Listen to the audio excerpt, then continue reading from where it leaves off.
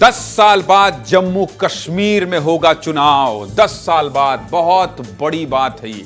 बहुत बड़ी बात क्यों है? इन 10 सालों में मोदी सरकार के कार्यकाल में क्या क्या हुआ है कश्मीर में, उसका गवाह मैं भी रहा हूं।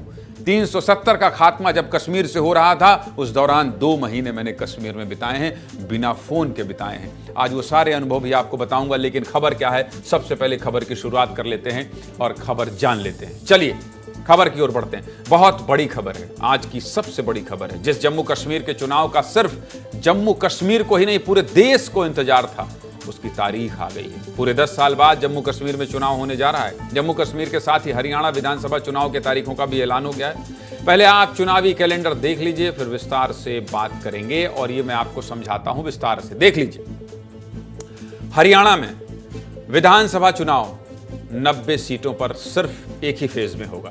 1 अक्टूबर को चुनाव होगा और 4 अक्टूबर को नतीजे आएंगे। इसके बाद बात जम्मू कश्मीर की कर लेते हैं। जम्मू कश्मीर में 90 सीटों पर 3 चरण में वोटिंग होगी।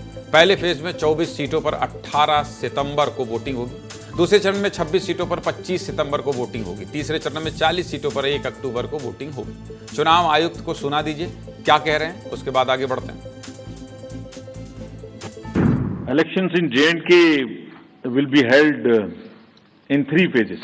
Date of poll will be 18th of September. Second phase would poll being on 25th of September. Phase 3, voting finishing on 1st of October. आपको बता दें कि जम्मू कश्मीर में विधानसभा चुनाव आखिरी बार 10 साल पहले 2014 में हुए थे। अब देख लीजिए, स्क्रीन हमने ग्राफिक से सजा दी है। फिर कह रहा हूं, मध्य प्रदेश छत्तीसगढ़ में केवल विस्तार न्यूज में आपको स्क्रीन दिखाई देगी। आखिरी बार 10 साल पहले 2014 में हुए थे चुनाव। इस चुनाव में किसी एक पार्टी को पूर्ण बहुमत नहीं मिला। 2014 में जम्मू कश्मीर की 87 सीटों पर वोटिंग हुई थी। कितनी? 87 सीटों पर वोटिंग हुई थी, जिसमें पीडीपी को 28 सीटें मिली, बीजेपी को 25 सीटें मिली, नेशनल कॉन्फ्रेंस को 15 सीटें मिली, कांग्रेस को 12 सीटें मिली, अन्य के खाते में 7 सीटें गई। लेकिन इस चुनाव में किसी पार्टी को बहुमत नहीं मिला।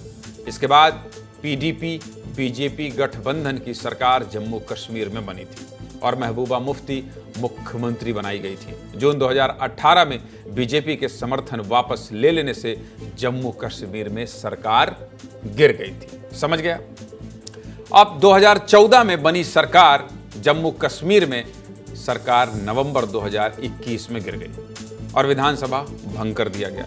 इसके बाद लंबे इंतजार के बाद मोदी सरकार ने अपना चुनावी वादा निभाया और 5 अगस्त 2019 को आर्टिकल धारा 370 खत्म कर दिया। ये वो समय था जब मैं कश्मीर में था और लद्दाख को जम्मू कश्मीर से अलग कर दिया। इसके बाद 16 अक्टूबर 2019 को जम्मू कश्मीर में विधान परिषद समाप्त कर दिया गया। फिर तारीख आई 31 अक्टूबर 2019 की, जब जम्मू कश्मीर का पूर्ण राज्य का दर्जा खत्म करके केंद्र शासित प्रदेश बना दिया गया और लद्दाख को भी जम्मू कश्मीर से अलग एक केंद्र शासित प्रदेश बना दिया गया। इसके बाद मार्च 2020 में परिसीमन आयोग का गठन किया गया और 20 मई 2022 को परिसीमन आयोग की रिपोर्ट को लागू कर दिया गया। ये पूरा जो आपको पूरी हिस्ट्री बता रहा हूं, ये इसलिए बता रहा हूं क्योंकि जम्मू कश्मीर में चुनाव बहुत बड़ी खबर है। किस लिहाज से है ये भी आगे बताऊंगा। 2020 में हुई परिसीमन के बाद जम्मू संभाग में 6 सीटें और कश्मीर संभाग में 1 सीटें जोड़ी गई, जिसके बाद जम्मू संभाग में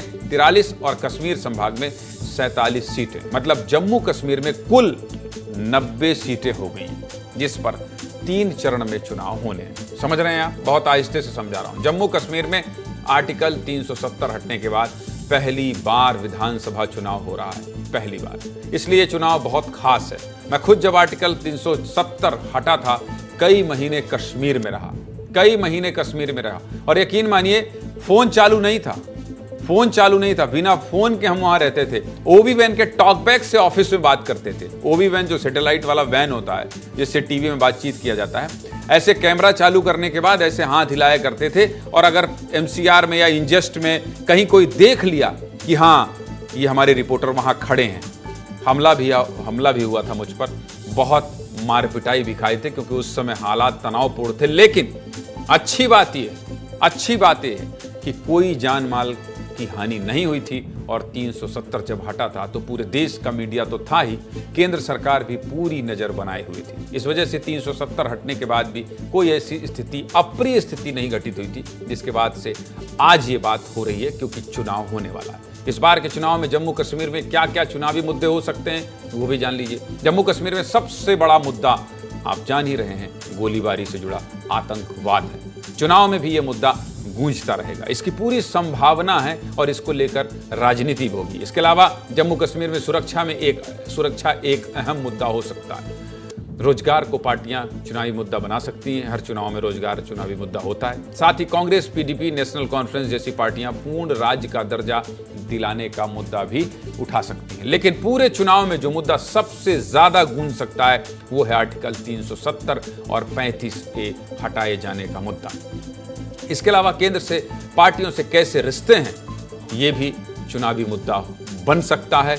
इसको भी धीरे धीरे चुनावी मुद्दा बना ही रहे हैं पार्टी। 10 साल के इंतजार के बाद चुनाव होने जा रहा है। कितने? 10 साल के इंतजार के बाद। लंबे समय से जम्मू कश्मीर के नेता चुनाव की मांग कर रहे थे, अब तारीखों का ऐलान हो गया है। तो नेता क्या कह रहे हैं वो भी सुन लीजिए, सुनाइए जरा नेता क्या कह रहे हैं।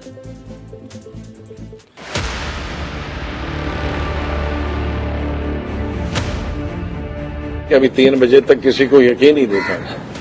अब आज के बाद हमारा काम और कार्रवाई शुरू होगी। बहुत एक वेलकम अनाउंसमेंट है कि 10 सालों के बाद जम्मू कश्मीर में इलेक्शंस होने जा रहे हैं। चलिए, देर आए दुरुस्त आए। इलेक्शन कमीशन की तरफ से तारीख का ऐलान हो चुका है। इलेक्शन का तो मुझे उम्मीद थी कि इलेक्शन होंगे, क्योंकि वक्त आ गया है। इतने साल यहाँ के लोगों की हुकूमत नहीं है। स्वागत योग्य कदम है, भारतीय जनता पार्टी इसका स्वागत करती है। हम तैयार हैं, हम पूरी तरह से जीत के प्रति आश्वस्त हैं, क्योंकि हमने लोगों के मुद्दे उठाए हैं। भारतीय जनता पार्टी जिसका नारा है 50 पार पूरा करके इस टाइम जम्मू कश्मीर में पूरी बहुमत के साथ अपनी गवर्नमेंट बनाएगी। पूरी तरह से तैयार है। चुनाव को लेकर हम पूरी तरह से आश्वस्त हैं कि हमारी सरकार बनेगी। तो हम बिल्कुल तैयार है इलेक्शन लड़ने के लिए। हम कोशा हैं और बहुत पहले से हम इलेक्शन की तैयारी कर रहे थे। जम्मू कश्मीर चुनाव से पहले बढ़ती आतंकी घटनाएं लोगों की चिंता और बढ़ा रही हैं। आपको पता है, सिर्फ साल 2024 की बात करें तो इस साल कश्मीर में 36 आतंकी घटनाएं हुई हैं। कितनी?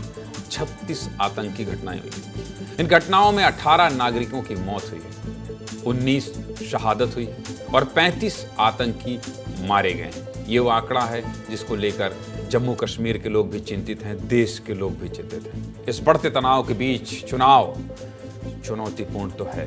370 हटने के बाद चुनाव कैसा होगा, पूरे देश को इंतजार है। चुनाव की एक एक तस्वीर दिखाएंगे और हाँ, 4 अक्टूबर को सबसे तेज नतीजे भी विस्तार न्यूज में ही दिखाएंगे।